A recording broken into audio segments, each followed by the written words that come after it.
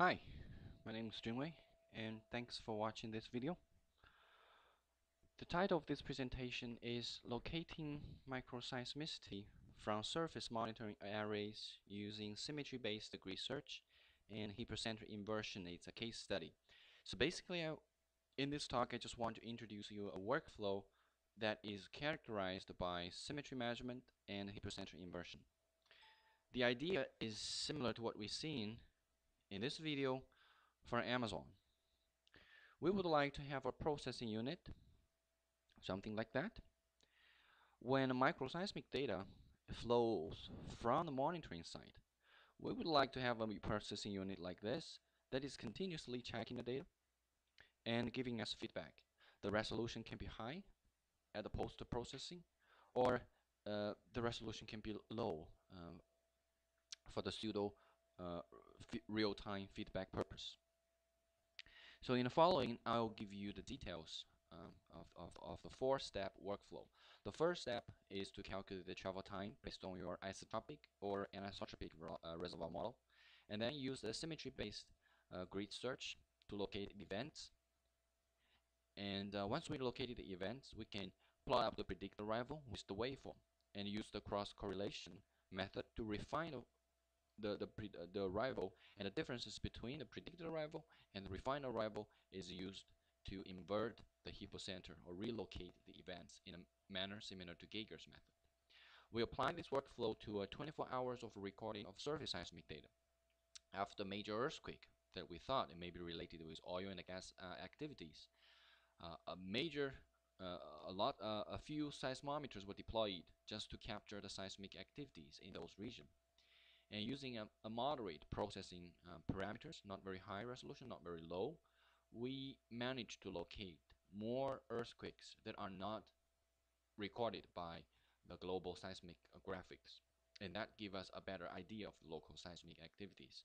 And then I'll draw some conclusions and discuss some possible applications. So let's start the workflow. Step number one, calculate the travel time table for both P and shear wave direct arrivals, because the grid search would need the travel time between each pair of the source or the grid within the search volume and the receiver. And in our case, we use a faster sweeping method to calculate the travel time. It's simply a finite difference method of solving the economy equation for the travel time field. Unlike two-point ray tracing, that each calculation just gives you the travel time of each pair, the output of the faster sweeping method is the travel time field. So each calculation for one source can give you the travel time for all the receivers. Usually, the grid outnumber the receivers. We're talking about probably 10,000, 100,000 grid points, but we only have 10 or 100 receivers. So for computation efficiency, we treat the receivers as the virtual source and calculate the travel time at all the source location. Here is example from isotropic heterogeneous velocity model. The velocity is very complicated, but using a single core, it takes about less than 5 seconds to calculate the travel time of P wave on 10,000 grid points. The P wave travel time field is plotted in isosurface, so you can see the wave is probably getting away from the point source. The other example is from homogeneous orthorhombic velocity. The wavefront of the fast shear wave is not spherical anymore because of the anisotropy. It takes about 30 seconds to calculate the travel time for 100,000 grid points, so it's quite efficiency. The details of this method has been published last year in the EAGE conference. So now we have the travel time table, we can launch the grid search, and using the symmetry measurement as the image condition to get a time independent 3D function. So the details of the symmetry measurement is outlined in our SEG conference paper last year. And we can also add extra flavors like semblance enhancement to improve the signal-to-noise ratio. We can also add a polarization enhancement to reduce the spatial ambiguity, and I'll get to the details later. The signals are usually too large to fit in the computer memory, so we have to design a signal window to take a bite out of the data. The size of the signal window is decided by the size of the scan window, the travel time table, and the size of the grid search box, search volume. So the signal window has to be large enough to include the slowest possible arrivals from the search volume. So you can imagine the larger the search volume, the longer the signal window. The scan window, the size of the scan window is decided by the user. And the scan window is just to scan, as you can see here, through the signal window for the waveform in the signal window for all trial origin time. And these two windows go through the data files and append the new data files to the end of the other in order to avoid the missing events recorded by two files. And we repeat this procedure for every single grid within the search volume. And this procedure is actually a stacking procedure. And we get a function of space and origin time. Here we just use semblance as an example, but it can be any other seismic attribute like the true amplitude, like the short time, long time, analysis window ratio. Instead of summarize the amplitude, the amplitude within an arbitrary window, we use the symmetry measurement. So what do I mean by symmetry measurement? It's an image condition adapted from time reverse acoustics. If we re-inject the recorded seismic signal on the surface back into the model, and we're monitoring the amplitude at the true source location right there, we will see the amplitude there actually is symmetric about its true origin time. And that symmetry is degrading as you move away from the true source location. The same applies to the semblance, for example, or any other seismic attributes you used in your stacking process. At the true source location, the travel time table best follow the waveform, but only reaches the maximum when the trial origin time equals to the true origin time, as you can see here, and tails off before and after. So we use the signal before the maximum value and cross-correlate the signal with the signal after the maximum value, and use the cross-correlation value to quantify the symmetry. So at the location that is not the true source location, you hardly see any symmetry, so the measurement is low. This is just the equation to describe what I just said, and this is how we get a function that is independent of the origin time. And then the grid points that maximize this function is considered as the grid point, the location of possible events. So we repeat this for all signal window, and we can plot up the maximum f function value with time. It's easy to see when there is a true events, the function value will stand up and saying hello. If there's no true events, it will stay very low. However, this is from a numerical experiment. As you can see, the true signal is plotted in the blue line. You can see a P wave arrival and a shear wave arrival. After we add a high level noise, the signal looks like the black line, and you hardly observe any arrivals. But the noise there is incoherent, so the stacking significantly improved the signal to noise ratio. In a reality situation, the f function value varies a lot, and here is the example. The vertical axis is plotted in a logarithm scale, and every single red dot corresponding to a possible event, and most of them are false alarms because the coherent noise in the real data sets. So a trade-off threshold value has to be decided because we don't want to exclude too many true events, but we also don't want to include too many false alarms that will increase our workload in the post-processing. So if we have set a high threshold value, we only process large events. So of course we have less false alarms, but we only focus on the strong events. That's the meaning of low resolution. And if we have a very low threshold value, and of course we'll include lots of false alarms, but of course a lot of weak events, as weak as the coherent noise. And for the polarization enhancement, we all know the P wave is polarized along the ray path, and the shear wave is polarized on the plane perpendicular to the ray path. So in a single borehole layered model case, if the true source location is here, the grid points along this curve can match the travel time equally well. Without the polarization, we don't know where is the true source location. So if we include the polarization, we can reduce the ambiguity to an area that is more close to the true source location. But our experience shows that We only apply the polarization analysis constraint when we have good velocity model. Otherwise, the constraint from the model is too off from the reality, and they actually introduce the bias into the location. And by saying good velocity model, we mean a velocity model well calibrated. It captures the heterogeneity, lateral heterogeneity, as well as the anisotropy in the reservoir. So let's say our processing unit tells us their events located, so we can plot up the predicted arrival with the waveform.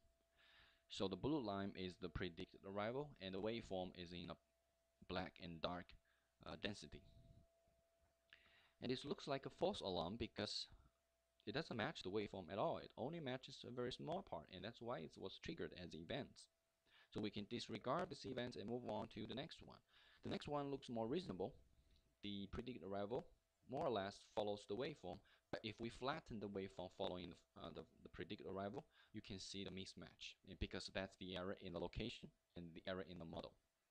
So we have to use a cross-correlation method to refine the first arrival, and it's done in a semi-automatic way. The details is in this paper, and according to the author, this method can save up to 80% of the processor's time independent of the number of traces. Here I think we have like more than 1,000 traces. It's just take a few mouse clicks to refine the events. So if I flick back and forth, you can see the effect of the cross correlation. And just want to mention the cross correlation is not the matched filter that people used in signal processing. So now we have the differences between the predicted arrival and the refined arrival. The differences is used in the fourth step, the nonlinear inversion. And we have two small loops. Loop A is to invert for the origin time, and loop B is to invert for the location. And we repeat these two loops iteratively till the differences between the predicted arrival and the observed arrival is minimized. And actually, this is from a workshop of from a workflow of passive tomography presented last year in a conference in Iraq, and actually this conference a few days ago. If we have adequate ray coverage, like in a borehole monitoring case, or like the numerical experiment case as we show in last year SEG, if we have adequate ray coverage, we can follow up with a loop C, which is to update the velocity and get a tomographic velocity image here. But in our field case study, we only have 7 geophones, and we have very sparse located events, so we don't have adequate ray coverage to perform a reasonable tomography. Therefore, we didn't include loop C in this workflow, but it's optional. Our data is from Pascal facility of the Incorporated Research Institutions for Seismology, known as IRIS. A major earthquake with magnitude 5.8 occurred on 23rd August 2011. And after that, 7 broadband and high-gain seismometer and accelerometers were rapidly deployed just to capture the seismic activities, because people doubt it could be related with oil and gas activities there because it's supposed to be seismically quiet. And I have a video from the security camera inside of the National Monument in Washington, D.C., United States. And on the day the earthquake occurs, the buildings start to shake. People are puzzled because nobody ever see earthquakes there.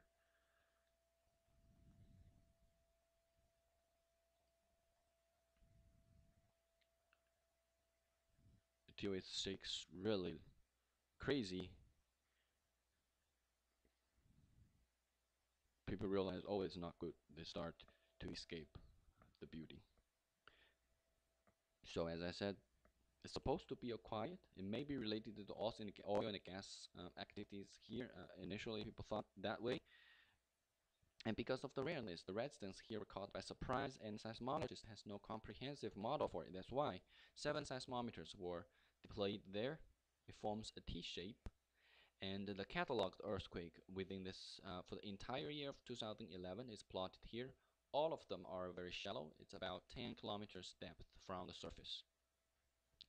And for testing purpose, we only processed 24 hours recordings on the day of August 29, because on that day there are 5 cataloged earthquake occurs in this region, and we use a homogeneous velocity, 6 kilometers and 3.5 kilometers for P and shear wave respectively.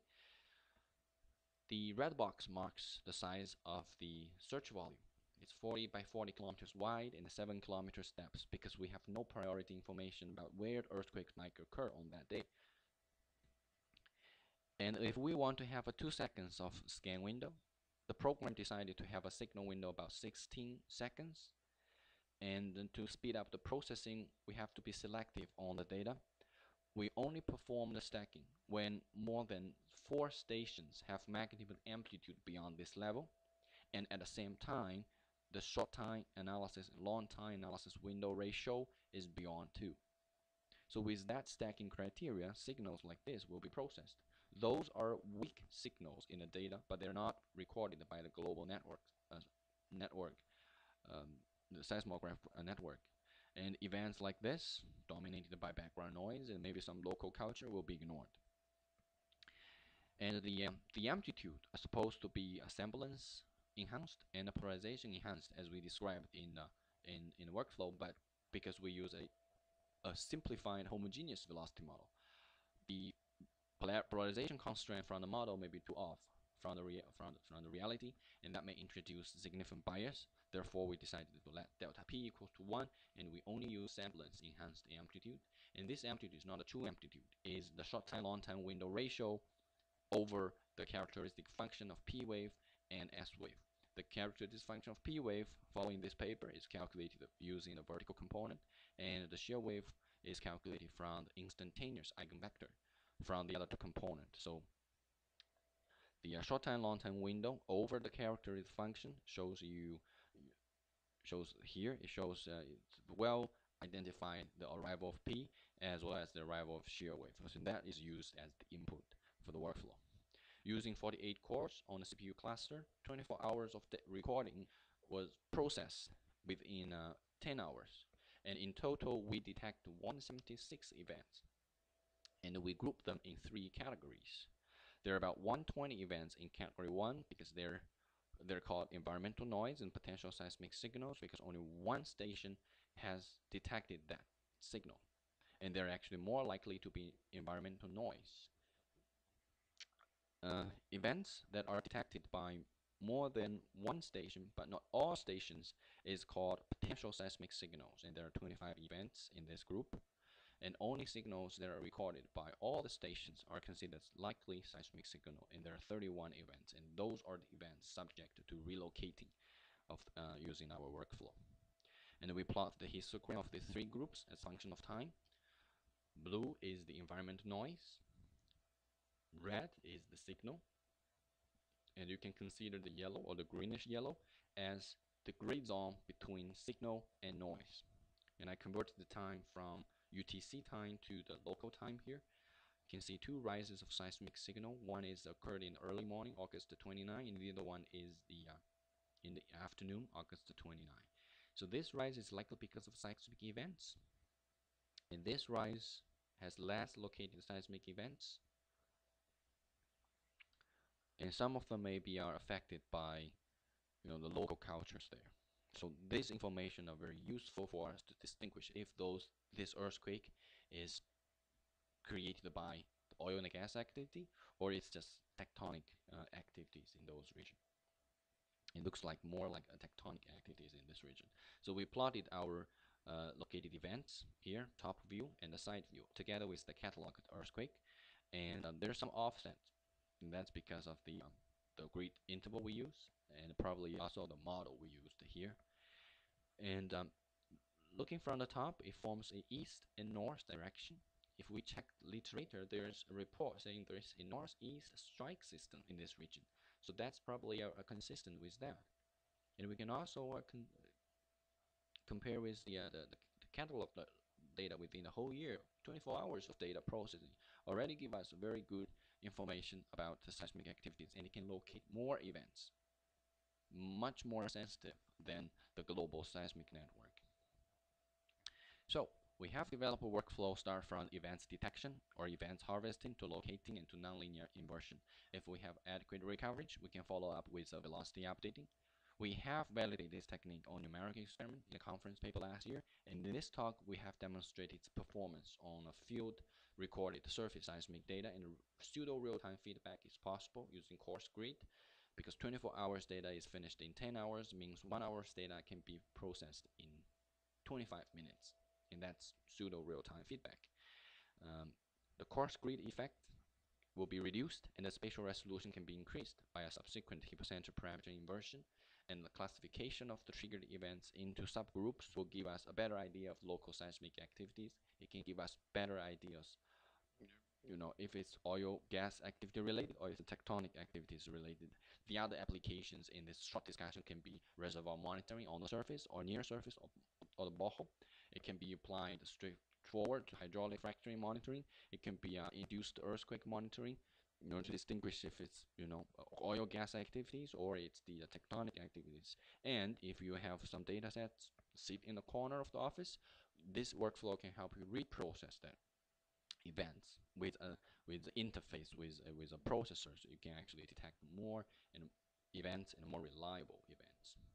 So finally, I just want to remind you this workflow or process unit can be applied to borehole monitoring, near surface monitoring, and the combination of both. Thank you very much.